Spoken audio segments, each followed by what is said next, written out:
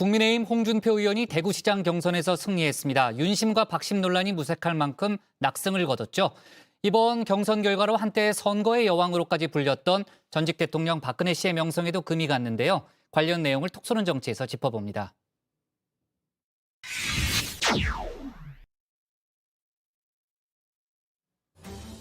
무대홍. 이 무대홍의 꿈을 홍준표 의원이 드디어 이뤘습니다. 지난 대선 경선에서도 무대홍 바람이 불었지만 결국 본선 진출에 실패했죠. 민심에선 이기고 당심에선 졌다. 패배의 쓴잔을 삼켰는데요. 와신 상담 2번 당하진 않겠다는 결의가 이번엔 통했나 봅니다. 내 경선 트라우마가 좀 있는 게 지난 대선 경선 때도 국민 여론은 10% 이상 압도적으로 이기고도 당내 당투표에서 져버렸거든요. 그래서 이번에는 막 당헌투표에만 지금 전력을 다하고 있습니다. 이번 국민의힘 대구시장 경선 결과 한마디로 홍 의원의 압도적인 승리였습니다. 각각 윤심과 박심을 등에 업었었죠.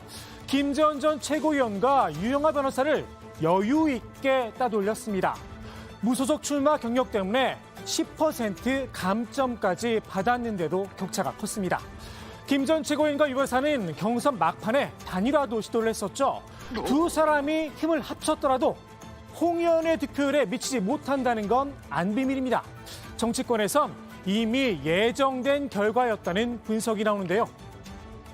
먼저 여론조사에서도 상당히 홍준표 후보가 앞서 나가고 있었고 유영하, 김재원 이 두 분이 출마할 명분이 없었어요. 예. 박심과 윤심을 갖고 출마를 한다? 이것은 대구 시민을 좀 우롱하는 것이 아니냐. 제가 그런 글도 썼는데 기본적으로 명분 없는 정치는 국민의 선택을 받을 수가 없다라는 생각이 듭니다. 명분 없는 출마, 가장 큰 정치적 상처를 입은 건 이분이 아닐까 합니다. 제가 이루고 싶었던 꿈은 다 이루지 못하였지만 못다한 이러한 꿈들을 저의 고향이자 유영하 후보의 고향인 이곳 대구에서 유 후보가 저를 대신하여 이루어 줄 것으로 저는 믿고 있습니다. 이번 경선 패배로 선거의 여왕이란 타이틀이 무색해졌습니다. 그동안 선거의 여왕으로 군림할 수 있었던 이유, 이준석 대표는 이기는 선거와 내가 힘을 보태면 이기게 만들 수 있는 선거를 잘 구분해서 참여하기 때문이다. 이런 분석을 내놓기도 했는데요. 한마디로 낄낄빠빠를 잘했었다는 겁니다. 그런데 이번엔 경선 결과가 잘 말해주고 있는 듯 싶죠. 사저 안에 들어앉아 민심을 읽기란 쉬운 일이 아니었나 봅니다. 더욱이 대구 정치권도 여왕 시절 그 분위기가 아니었습니다.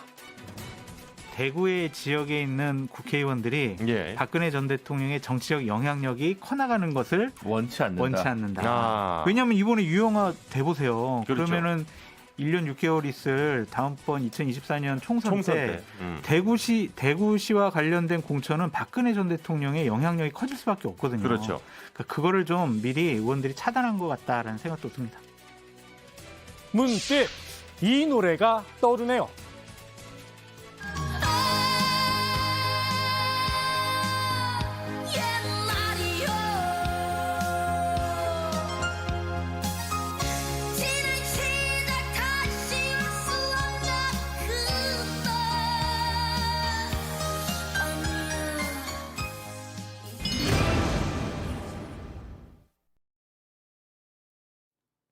컷오프 위기에서 어렵게 살아남았던 김진태 전 의원. 국내임 강원 경선에서 황상무 전 KBS 앵커를 꺾고 본선행 티켓을 거머쥐었는데요. 김 전 의원이 밝힌 승리의 원동력, 한마디로 사즉생 정신이었습니다. 많은 당원과 국민들이 지지해 주셔서 지금 이 자리에 있다고 생각합니다. 나흘간 단식 농성을 했었는데요. 그럴 죽을 각오면 못할 것이 없다고 생각합니다. 김 전 의원의 잔뜩 날이 선 칼날, 이젠 본게임이라고 생각한 듯 싶습니다. 전략공천으로 차출이 됐죠. 민주당 이광재 의원에게로 향했습니다. 민주당은 무슨 그 이광재 후보가 아니면 강원도에 인물이 그렇게 없나 봅니다. 저희는 그렇게 서로 하겠다고 이렇게 치열한 경선까지 했는데 말입니다. 자신은 군대도 갔다 왔고 전과도 없다며 이 의원의 약한 고리도 건드렸는데요. 사실상 치열한 네거티브전을 예고한 겁니다. 김 전 의원의 도발에 이 의원은 별다른 반응을 내놓진 않았습니다. 다만 자신이 강원도가 키운 대선 후보급 인사라는 점을 은근히 강조했는데요. 민주당에 인물이 없어서가 아니라 본인이 워낙 큰 인물이라는 걸까요? 제가 훨씬 더 야당의 대선 후보 반열에 오를 그 당을 움직일 만한 위치에 있다는 게 좀 다른 점이고요. 네. 당시에는 45살에 제가 최연소 도지사 거였거든요.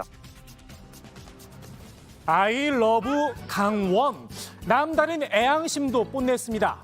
고심 끝에 강원지사 출마를 결심한 이유, 사랑하기 때문에라는 겁니다.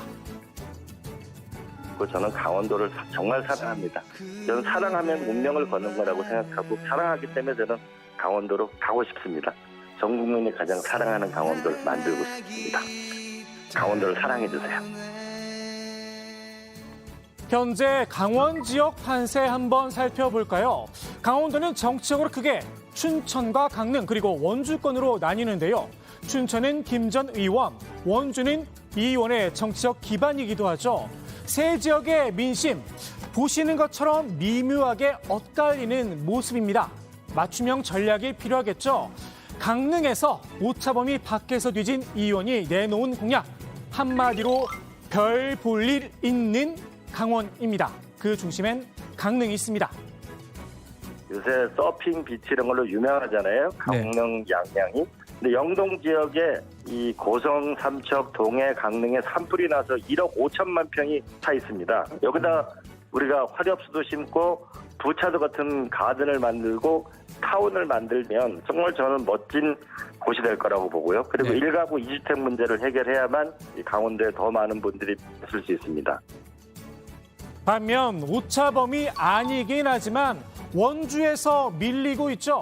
김진태 전 의원은 원주에 삼성전자 반도체 공장을 유치하겠다는 공약을 내걸었습니다. 네, 원주는 경제 중심 산업도시로 키워야 됩니다. 그래서 삼성전자 반도체 공장을 유치해서 강원도에서 최초로 인구 50만을 넘는 도시로 만들고 싶습니다. 땅이 부족하면 산을 깎아서라도, 물이 부족하면 물을 끌어와서라도 가능합니다. 상전벽해라는 것이 어떤 것인지 꼭 여러분들께 보여드리고 싶습니다. 지난 대선에선 강원도에서 윤석열 당선인이 큰 표차로 승리를 거뒀었는데요. 이른바 윤심을 얻었다고 평가를 받던 황상무 전 앵커가 당내 경선에서 탈락을 했죠. 본선에서도 영향이 좀 제한적인 게 아니냐라는 이야기도 나옵니다. 다만 황 전 앵커에겐 이런 물음표가 따라붙긴 합니다. 황상무 이분이 아마 윤핵관은 못했던 것 같아. 사실은 윤핵관이었으면 그런 게 어디 있어요. 그냥 뭐 아주 아무리 단시간이 뭐 다른 걸 하더라도 공심이 결정이 바뀌는 경우가 많지는 않거든요. 현재로선 인물 선거가 될 가능성이 높다는 분석인데요. 이 의원과 김 전 의원 83학번 동기죠. 하지만 살아온 길은 극명하게 갈립니다. 원조 친노 대 공안검사의 대결. 과연 누가 강원도의 선택을 받게 될까요?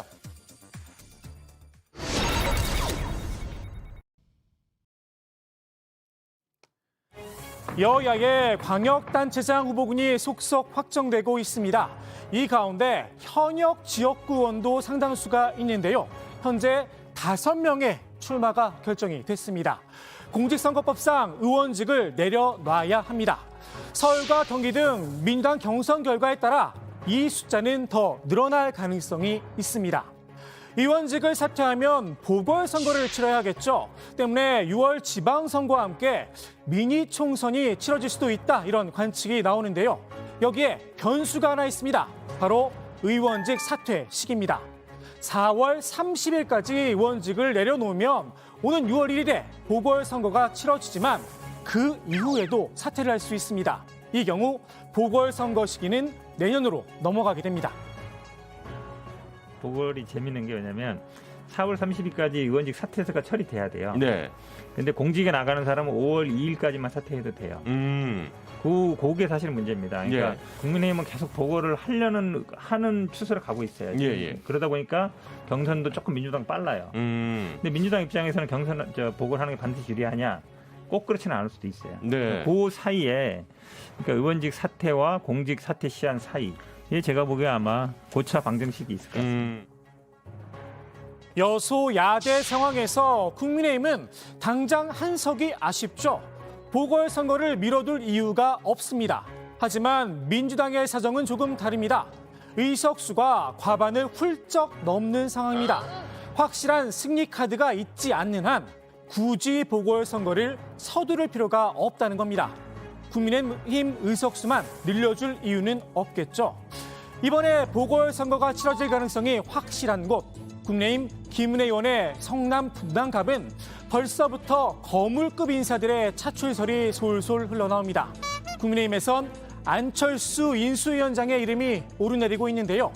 차기 대선을 노리고 당으로 돌아가겠다는 안 위원장, 원내 활동이 필요하겠죠. 여기에 성남 분당갑엔 안랩 본사가 있기도 합니다. 안 위원장의 분당갑 출마, 정치권에선 명분이 좀 약하다 이런 말도 나오는데요. 민주당에서 이분이 출마하면 또 이야기가 달라집니다. 바로 이재명 상임고문입니다. 다만 가능성이 그닥 커 보이지는 않습니다. 그럼 이제 분당 갑은 대선에서도 본인이 진대거든요. 지금 험지를 굳이 고를 코너에 몰린 것도 아닌데 굳이 뭐 지금 재보궐로 출마하지는 않을 것 같다는 생각이 많이 들긴 합니다. 더욱이 분당갑에는 지난 대선 때 핫 이슈였던 대장동도 지역구로 포함이 되어 있습니다. 이 고문 입장에선 굳이란 생각이 클 듯도 한데요. 선거 전에 나서더라도 결국 이런 말만 되풀이할 수밖에 없겠죠. 대답 없는 메아리처럼 말입니다. 오늘의 톡손 한마디 이렇게 정리합니다. 저축은행 대출 비리는 왜 봐줬을까? 우연히 김만배의 누나는 왜 아버지의 집을 샀을까? 왜 관계자가 전부 국민의힘밖에 없을까?